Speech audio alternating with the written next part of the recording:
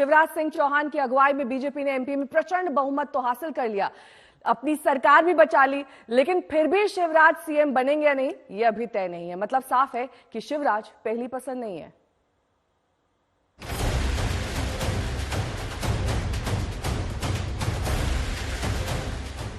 ये तस्वीरें मध्य प्रदेश के श्योपुर की हैं।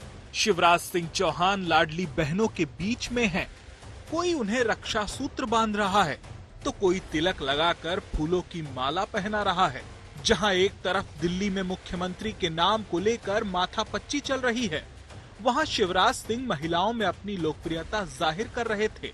इन तस्वीरों के जरिए इशारों इशारों में ये बताने की भी कोशिश हुई कि मध्य प्रदेश की जीत में शिवराज की लाडली बहना योजना गेम चेंजर साबित हुई। हालांकि केंद्रीय नेता बार बार इसे मोदी मैजिक की जीत बता रहे हैं। किसी भी प्रकार से जिसकी बात आप लोग करने का प्रयास करते बिल्कुल भी कहीं से कहीं तक नहीं है और न हमारे मन के अंदर है। हम तो अपना काम कर रहे हैं, तो इसलिए Bharatiya Janata party cadre based organisation है। जो काम कार्यकर्ता को मिलता है वो करता है। तो क्या सत्ता विरोधी लहर को दरकिनार कर प्रचंड जीत के बावजूद मध्य प्रदेश में सीएम पद को लेकर इसलिए सस्पेंस है क्योंकि पार्टी के केंद्रीय नेतृत्व को लगता है कि एमपी में जीत शिवराज की वजह से नहीं, मोदी की गारंटी से मिली है। मोदी की गारंटी मतलब हर गारंटी के पूरा होने की गारंटी।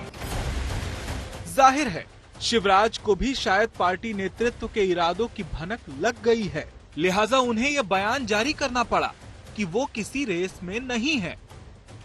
कार्यकर्ता हूं, पार्टी ने जब जो काम दिया उस काम को पूरी प्रामाणिकता, ईमानदारी और जितना मुझ में सामर्थ्य था उस सामर्थ्य को झोंक के मैंने वो काम पूरा करने का प्रयास किया है।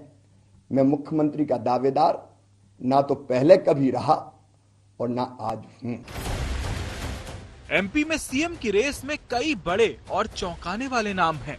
शिवराज सिंह चौहान के अलावा नरेंद्र सिंह तोमर, प्रहलाद पटेल, वीडी शर्मा, ज्योतिरादित्य सिंधिया, मध्य प्रदेश से बीजेपी के राज्यसभा सांसद सुमेर सिंह सोलंकी, यहां तक कि कैलाश विजयवर्गीय का नाम भी सामने आ रहा है। सस्पेंस जो बना हुआ है जिसको लेकर कर चर्चा है, आपने काल्पनिक है, लेकिन फिर भी ये सस्पेंस कब तक चलता रहे, क्या माना है? ये ठीक है, रविवार को खत्म हो जाएगा। सर विधायकों में से सीएम होगा या कोई नया चेहरा भी आ सकता है कि 203 विधायकों में से ही सीएम होगा? ये मैं कह रहा हूँ ना, इसका जवाब तो आपको 10 तारीख को पता लगेगा। चुनावी नतीजों के बाद ये 5वां दिन है एक ऐसे प्रदेश में जहां पार्टी सत्ता में थी और सत्ता बचाने में कामयाब रही। वहां के सीएम को लेकर सस्पेंस काफी कुछ कहता है। भोपाल से रवीश पाल सिंह के साथ हिमांशु मिश्रा, दिल्ली आज तक। रवीश पाल सिंह मेरे सहयोगी इस वक्त भोपाल से जुड़े हुए हैं। रवीश, कैलाश विजयवर्गीय तो कह रहे हैं कि संडे तक सस्पेंस साफ हो जाएगा, लेकिन इस बीच आज तो शुक्रवार है, आज वहां क्या हलचल देखने को मिल रही है? क्योंकि शिवराज अपनी ओर से लगे हुए हैं, लाडली बहनों के बीच जा रहे हैं, रैलियां कर रहे हैं, लोगों के बीच उठ बैठ रहे हैं, तो उनकी ये कवायद रंग लाएगी या फिर नहीं?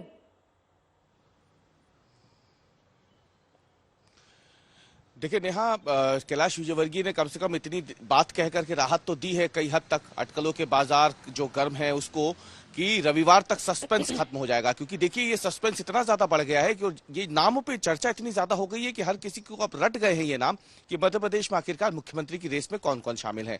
लेकिन जो अहम सवाल आपने पूछा है हलचल क्या है, तो देखिए हलचल तो मध्य प्रदेश में पिछले 3 दिनों से एक सी बनी हुई है।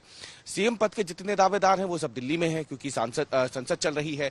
कैलाश विजयवर्गीय जरूर मध्य प्रदेश का लाए थे, वो अब वापस दिल्ली चले गए। लेकिन शिवराज सिंह चौहान जिनकी अगुवाई में मध्य प्रदेश में सरकार बनी है और सरकार होने के बावजूद जो प्रचंड बहुमत आया है 18 सालों की सरकार के बावजूद, वो लगातार लाडली बहनों के बीच में जा रहे हैं।